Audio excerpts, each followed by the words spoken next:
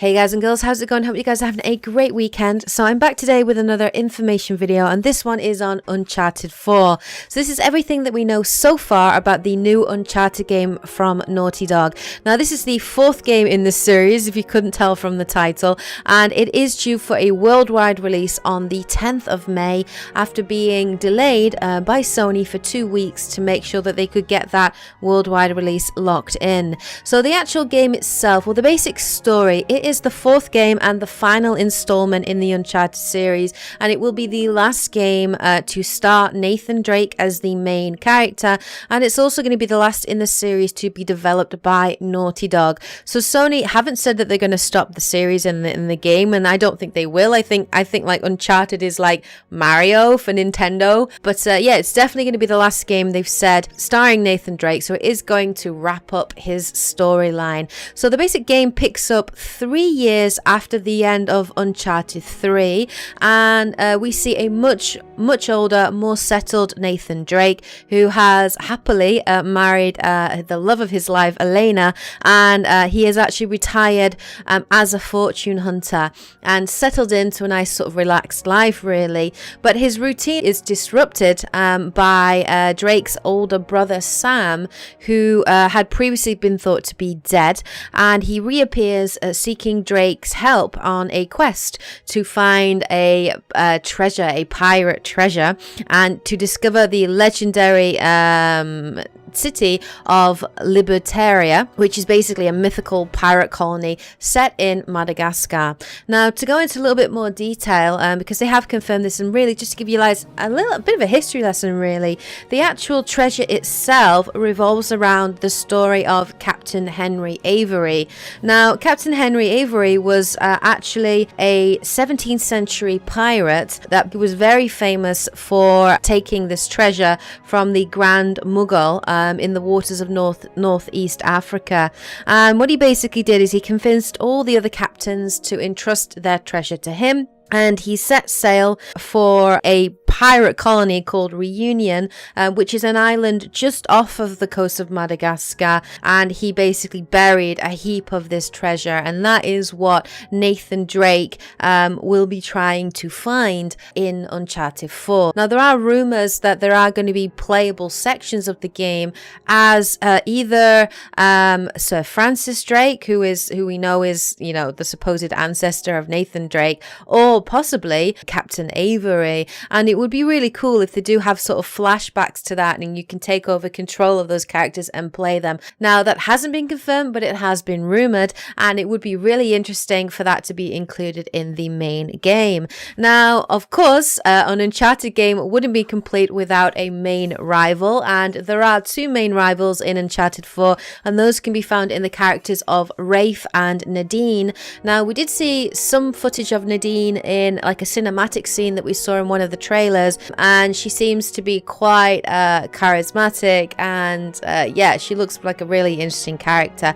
And they're obviously also looking for the treasure, and it's basically a race against time to prevent them capturing it. Now, of course, this is an Uncharted game, so my theory is that whatever this treasure is going to be, there's going to be some kind of supernatural force or power revolving around it, because pretty much all the Uncharted games that I've played, you know, the first and the second game up to now, have involved some kind of supernatural element to them, and I'm pretty sure that that is going to be in Uncharted 4, but obviously revolving around, you know, pirates and a pirate colony, and I love pirates, so that sounds like a really interesting premise for me. Now, the title A Thief's End is a little bit concerning. It's a bit ominous, really, to be honest, because we do know that this is Nathan Drake's final installment. So, A Thief's End, what could that mean? Does that mean that Nathan Drake is going to die at the end of the game, or will he just go back into retirement? I, for one, cannot wait to find out how his story ends. So, the game is going to be set mostly in the African continent, particularly around Madagascar, but Naughty Dog have confirmed that there will be other locations locations that you can travel to, and the locations will range from, you know, rainforest, mountains to bustling urban towns and cities. So yeah, there's going to be a good variety there in terms of people being able to explore it. One of the new additions to the story as well is the introduction of dialogue trees and dialogue decisions. So as you're playing through cutscenes for the first time in a very BioWare-like manner, you can actually choose what response Nathan Drake will have to certain characters, and I would obviously assume that that would affect their reaction to you. Now, I don't know whether or not these dialogue decisions are going to affect the general story. I highly doubt it, because generally Uncharted games have always had a very linear story that is being told, that you just follow along, and you know, obviously you have to hit certain points as the story progresses, but I don't think we're going to be able to have much control over the way the story goes. That will be very much set, but you will be able to input more flavor into the story by being able to react to characters the way that you feel Drake should react in that situation, and that will be very, very interesting to see. Now, the graphics, obviously the graphics in this game look absolutely beautiful. Now, the first trailer that we ever saw, it looks stunning. It looks so beautiful. The facial animations on Drake, they've always been very good. The facial animations in Uncharted games have always been top notch and really good, but in Uncharted 4 it just looks that much more detailed, and we're going to be able to see that so much emotion and subtlety in facial animations, and that's going to be absolutely brilliant. Now, Naughty Dog have confirmed that the single player experience will run at 1080p 30 frames per second, and the multiplayer will be running at a consistent 900p 60 frames per second, and I'm fine with that. You know, for me, it's frames per second and has never been a major thing that I focus on. It's more about the experience, the storyline, the animations, and I think that's going to be absolutely fantastic. Now let's talk about the gameplay that we've seen in the trailer, because there have been a number of gameplay trailers that we have seen since this game was announced. Obviously, we saw the one in the Madagascan rainforest, which showed off a lot more of the traditional Uncharted that we're used to. So Nathan Drake is again going to be able to climb ledges, leap across platforms and that sort of thing, and it looks like it's the same and as fluid as ever, and it looks really, really great, that animation. But for the first time as well, Nathan Drake has a new ability which is called the grappling hook, and that allows you to navigate the world more fluidly, more easily, and gain access to certain perches that you might not have been able to previously. It also looks like Nathan Drake has actually borrowed a little bit out of Lara Croft's book, and he's actually incorporating some of her moves. So we did actually see him clambering up a rock face using a sharp implement, whether it's a knife or something, to gain purchase in a very, very Lara Croft sort of way. Even when he was underground and under the tunnel and going through, the camera angles very much did remind me of the first Tomb Raider game. So yes, I like those additions. Tomb Raider is a great game, and I think it's a good thing, you know, for Nathan Drake to be incorporating some similar moves and abilities. So there are some new additions. There is more focus on stealth, for example, so stealth is more fluid again. If you're going through foliage, Nathan Drake will crouch down as well, so you can hide more easily to pick people off and take them out. Obviously there's a cover system as well in terms of hiding and pulling people around cover, exactly the same as some of the things that were in Uncharted 2, but it's great to see them back here again.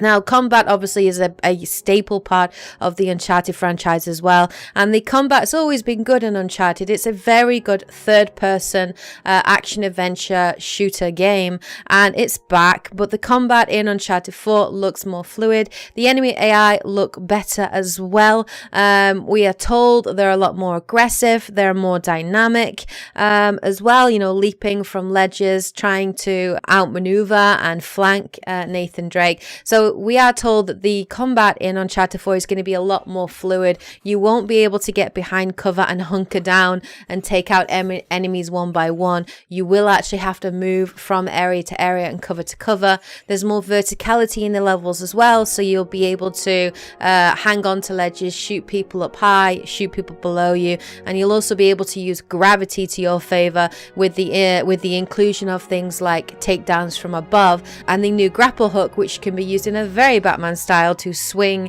and take down your enemy from above, and that looks incredibly cool as well. You know, it has a very cinematic feel to it in terms of the set pieces. Again, they are back and they look just as great and amazing as ever. We did see an extended trailer where we actually got to see Drake fighting with his brother Sam, and we got to see some really cool car chase scenes on the back of a motorbike, and they look absolutely epic. For the first time as well, we'll also be able to drive vehicles ourselves without having us just be a passenger in one and shooting the enemy. You will actually be able to drive through cities, and it just looks really, really cool. So the gameplay looks great, the combat looks fantastic, and it looks like it's going to be heaps of fun to actually play. Okay, so the next thing we'll talk a little bit about is the multiplayer. So multiplayer has always been quite a large part of the Uncharted franchise. Now, I know a lot of people were disappointed with the multiplayer in Uncharted 3,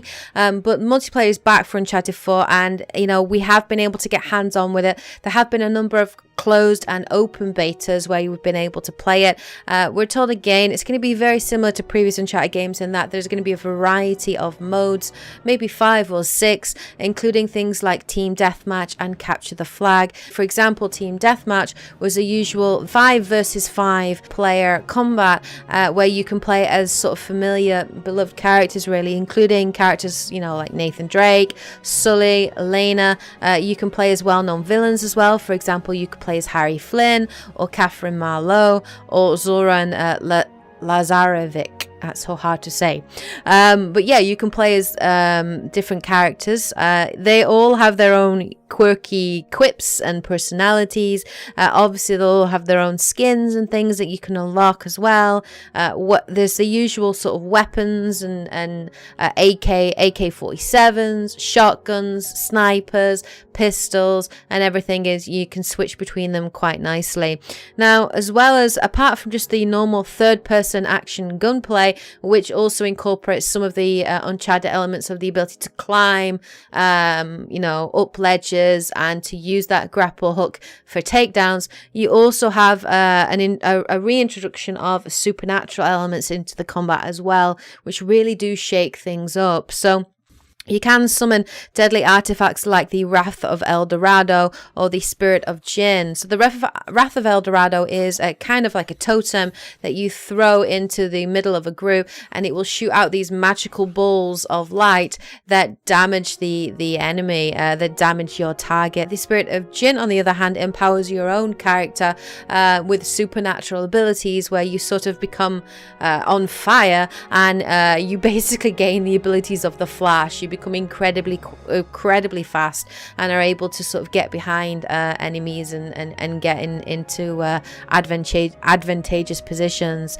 As well as the artifacts, you also are able to recruit AI controlled mercenaries to help you, and those can be found in the form of different types of sidekicks. So you can have like the Brute or the Sniper that will be more aggressive. So the Brute carries a machine gun and will basically walk around the level backing you up and shooting the shit out of anything that moves. The Savior, however, I think is the most useful character, and it's more of a support class sidekick really, because he'll revive you and your teammates if you get downed. If you stay close to him, he allows your grenades to recharge much quicker, which can be very useful, and he'll also roam around the area trapping enemy targets to make it easier for you to finish them and take them down. So the multiplayer, from what I've played of the beta, is a lot of fun to play. It's heaps of fun to play, and I for one am looking forward to playing more of it. So let's talk about the pre-orders and the different special editions that are available for Uncharted 4. Well, of course, Uncharted is one of the biggest franchises that Sony has, and as such it's not surprising that they've brought out a limited edition PlayStation 4 bundle, which you can buy and will be available for an exclusive limited time, and it comes in the form of a sort of a grey bluish PS4, which has the image of a very cool looking Drake on the side of it. It also comes, of course, with a copy of the game, and it also comes with a bunch of digital goodies such as Drake's fortune outfit, which was his outfit in the first game, a golden weapon skin, and Uncharted points for you to spend in the multiplayer. So Uncharted points, these look like they're going to be the microtransaction part to the game for the multiplayer. And you basically use it to buy skins and weapons and taunts, within the game. And as well, apart from just that console, you can also buy a special, unique Uncharted 4 controller, which again is grey blue, and you can buy that separately as well. And that limited edition PlayStation 4 bundle you can buy in the UK for about £330.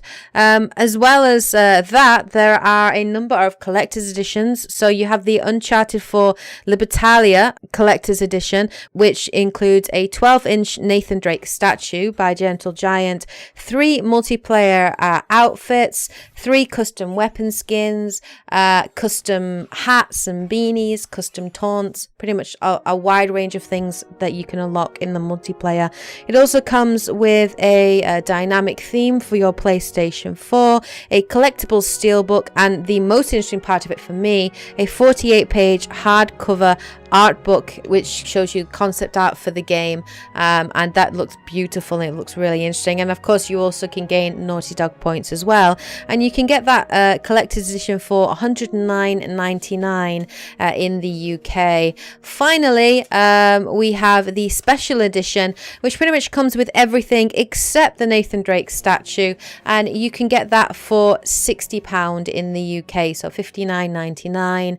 And then obviously if you just pre-order the game as it is, you will get those digital perks which you got in the PS4 bundle, like I say, Nathan Drake outfit, golden gun skin, and Uncharted points to use in the multiplayer. You get that all if you decide to pre-order the game.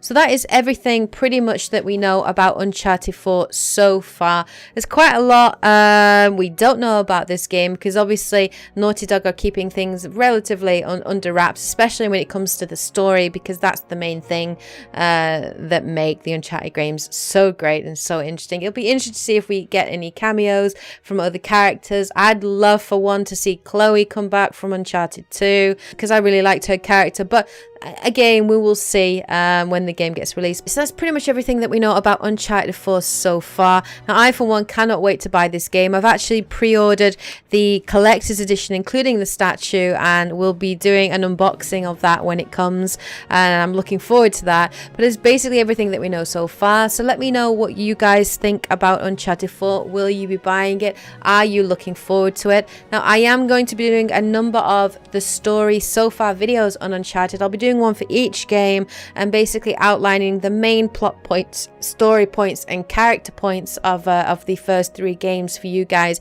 If you haven't played Uncharted 1, 2, or 3, it'll just give you a little bit of background, a little bit of backstory, so you can go into Uncharted 4 knowing who these people are and what has happened previously. So those will be coming to you at some point, probably in April, a few weeks prior to the release of Uncharted 4. So look forward to those. If you did find this video interesting or useful, please hit that like button as always to show your support. Alright guys and girls, we'll take care, and as always, happy gaming. Yeah.